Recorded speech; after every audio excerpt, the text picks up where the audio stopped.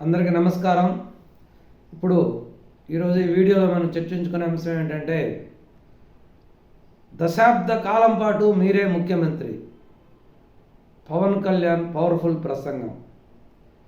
ఈరోజు అసెంబ్లీలో పవన్ కళ్యాణ్ గారు, డిప్యూటీ ముఖ్యమంత్రి పవన్ కళ్యాణ్ గారు ప్రసంగిస్తూ, ఈ 5 సంవత్సరాలే కాదు, మరో దశాబ్దం పాటు ఈ రాష్ట్రానికి మీరే ముఖ్యమంత్రిగా ఉండాలి అని చెబుతూ పవర్ఫుల్ ప్రసంగం చేయడం జరిగింది. దీని యొక్క పూర్తి వివరాలను కానీ చూసినట్లయితే,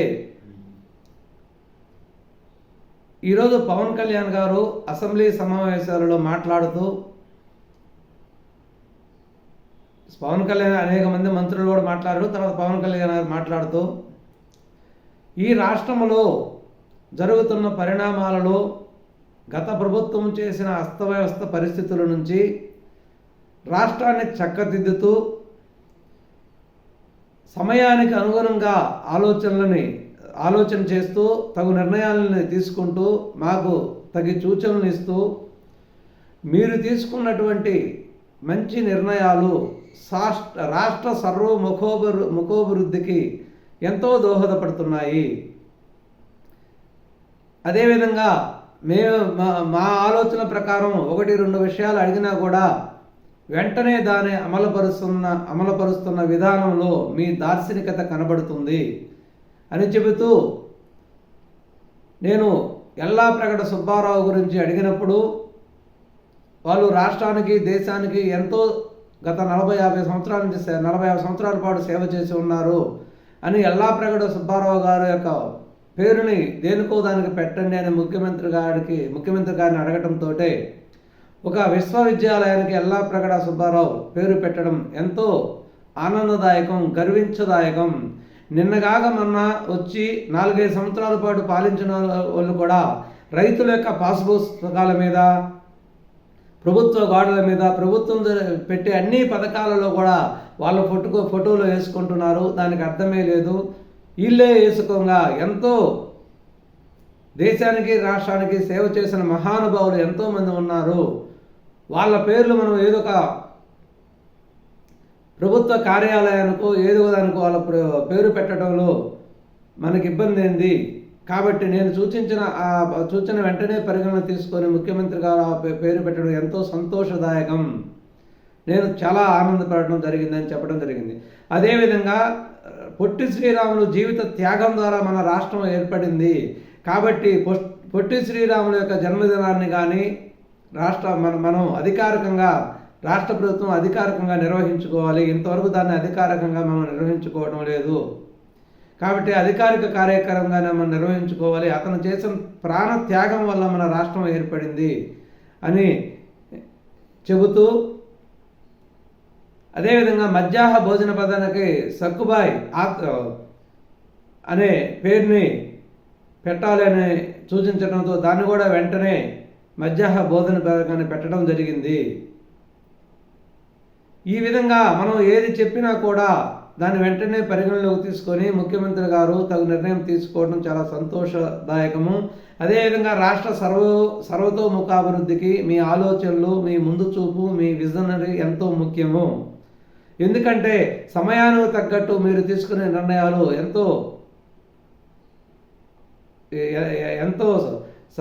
ఎంతో సమర్థనీయంగా ఉంటాయి.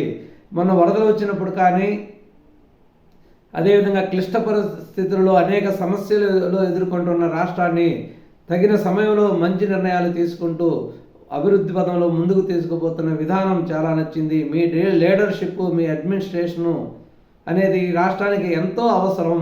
మొన్న వరదలు వచ్చినప్పుడు మీరు ఆఫీసులో కూర్చొని నడిపించే అవకాశం ఉన్నా, ఆ సామర్థ్యం మీకున్నా కూడా గ్రౌండ్ లెవెల్లో మీరు ఆ నేలల్లో దిగి నడుస్తూ, సూచనలు ఇస్తూ, అందరి చేత పని చేపిస్తూ, మీరు వరదల నుంచి వెంటనే విజయవాడ నగరాన్ని కోరుకునే విధంగా తయారు చేయడం నిజంగా ఎంతో ఆనందించదగ్గ విషయం. మీలాంటి ముఖ్యమంత్రి ఆంధ్రప్రదేశ్ రాష్ట్రానికి ఉండటం అదృష్టం. మీ ఈ 5 సంవత్సరాలే కాదు, దశాబ్ద కాలం పాటు ఆంధ్రప్రదేశ్ రాష్ట్రానికి ముఖ్యమంత్రిగా ఉండాలి. మీ సేవలు ఆంధ్రప్రదేశానికి ఎంతో అవసరం. మీలో ఉన్న తపన, మీలో ఉన్న ఆలోచన రాష్ట్రాన్ని అభివృద్ధి చేయాలనే తపన, మీ విజనరీ మాకెంతో నచ్చింది. మీరు కూడా మాకు తగిన సలహాలు, సూచనలే కాకుండా ఆదేశాలు కూడా ఇవ్వండి. మీరు ఇచ్చిన ఆదేశాలను కూడా మేము తూచా తప్పక పాటిస్తాము అని దశాబ్ద కాలం పాటు మీరే ముఖ్యమంత్రిగా ఉండాలి అని నొక్కి చెప్పడం, పవన్ కళ్యాణ్ గారి యొక్క విజ్ఞతకి, రాష్ట్ర అభివృద్ధి మీద పవన్ కళ్యాణ్ గారికి ఉన్నటువంటి కమిట్మెంట్కి ఇంతవరకు రాష్ట్రం ఎంత నష్టపోయిందో గ్రహించినటువంటి పవన్ కళ్యాణ్ గారికి నిజంగా హ్యాట్సప్ చెప్పాలి. ఒక పార్టీ అధ్యక్షుడయ్యి రాష్ట్రంలో ప్రభుత్వం రావడానికి ఎంతో సహాయపడినటువంటి ఒక నూతనంగా ఏర్పడినటువంటి పార్టీకి అధ్యక్షుడిగా ఉండి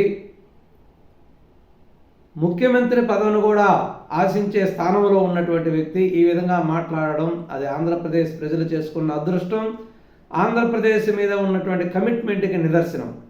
ఎందుకంటే పవన్ కళ్యాణ్ గారు ఈ గత 5 సంవత్సరాలలో ఆంధ్రప్రదేశ్ రాష్ట్రం ఎంత నష్టపోయింది, ప్రజలు ఎంత నష్టపోయారు అనే స్పష్టంగా గ్రహించారు. ఈ నష్టపోయినటువంటి ఆంధ్రప్రదేశ్ రాష్ట్రాన్ని అభివృద్ధి చేయాలన్నా, సరైన గాడిలో పెట్టాలన్నా అది ఒక చంద్రబాబు గారికే సాధ్యం. కాబట్టి చంద్రబాబు నాయుడు గారికి ఖచ్చితంగా మనం తోడుగా ఉండాలి, మద్దతు తెలపాలి.